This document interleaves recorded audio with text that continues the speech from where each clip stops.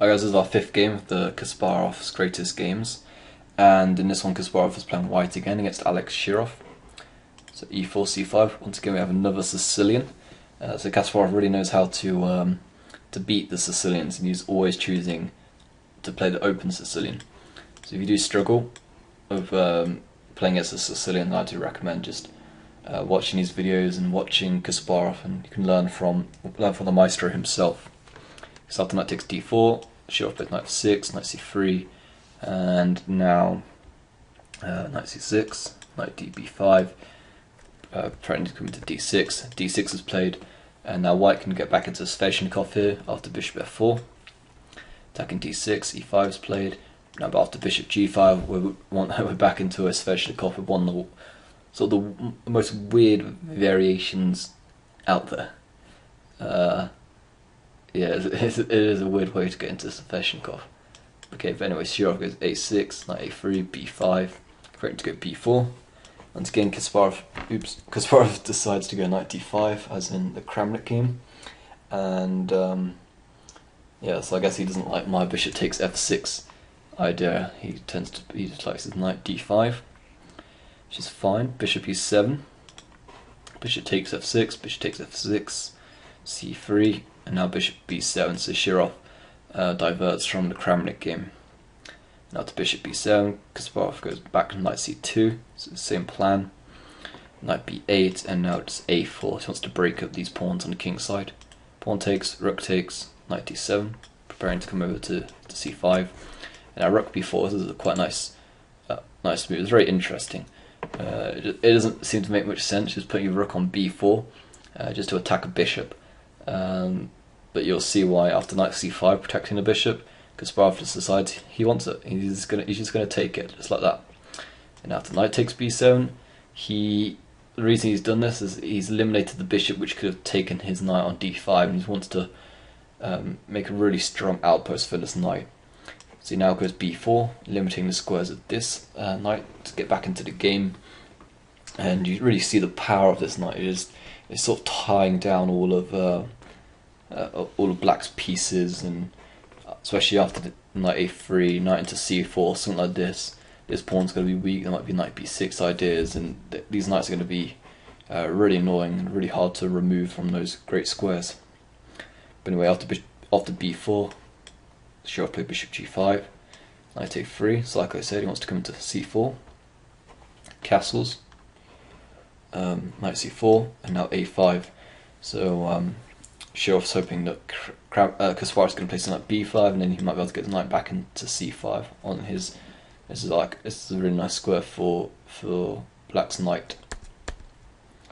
So after a5, Kasparov doesn't play b4, he plays bishop d3, and he allows him to take. Pawn takes, once again limiting this knight from coming to any of these squares. And after this, Shirov goes queen to b8, and it's sort of an interesting idea. I guess he wants to play rook c8 next move and just put a lot of pressure on all the way down on the A and B and C files. Uses exchange advantage here. Okay, so after queen b8, h4 is played. Bishop has to retreat.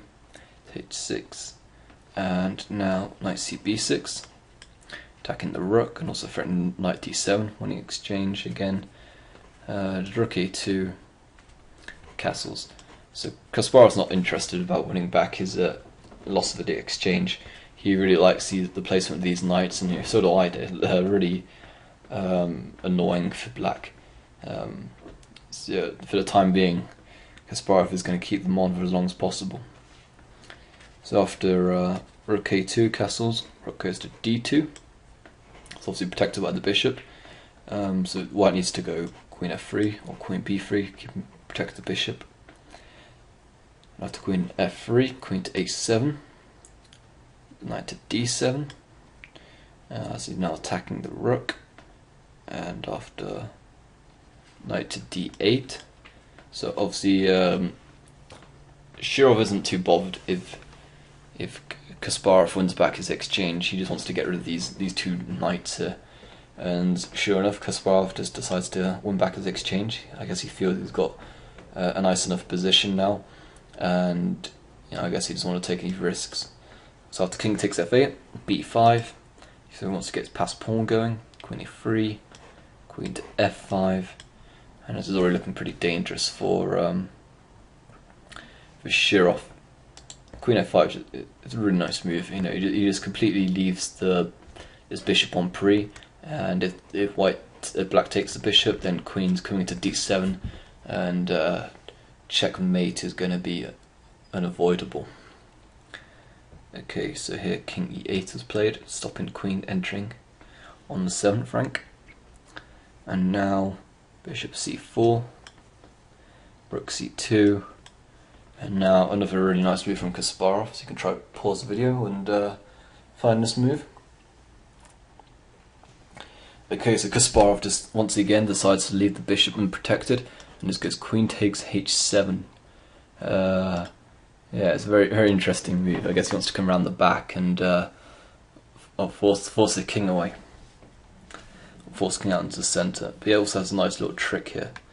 After rook takes c4, he has queen g4 check. King has to go to d7, and now knight b6 check, and he wins back.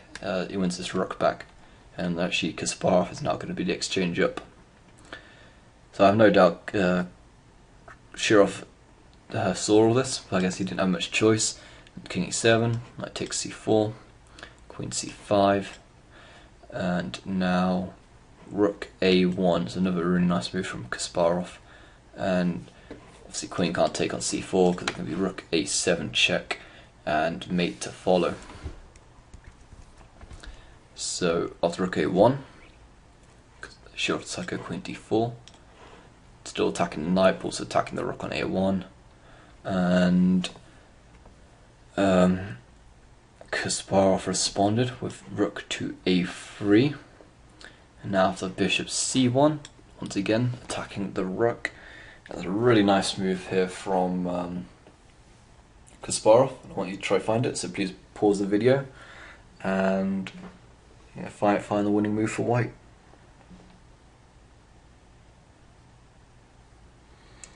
Okay, so Kasparov played knight e3, and I guess you all saw that after bishop takes a3, knight f5 check is winning the queen. So this is no good, and obviously there's no queen takes e4 ideas because it just rook a7 check, and we're going to win the knight and probably even mate black as well. Say king here, check. King this way, check again. Black's and just completely lost here. Rook takes f7 is following, and mate on g7. So yeah, after knight e3, there's not much black can do. I guess he has to take this knight on e3, and now just say pawn takes e3, and he's already Kasparov's already eliminated any perpetuals with queen d1, and then maybe the bishop comes to f4, and the queen has to stay on this diagonal to stop this rook from coming down to a7. So say after queen c5, or queen b6,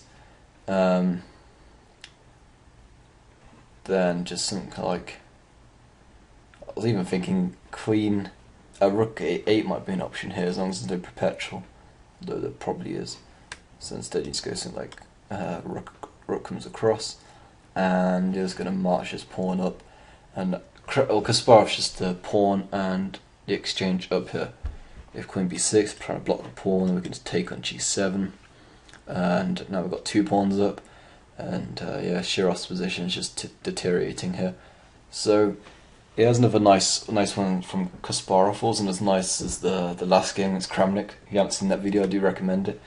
Yeah, that game was really great. Some great tactics in there, and yeah, it was a little crazy. But yeah, thanks for watching this video, and I'll see you guys next time.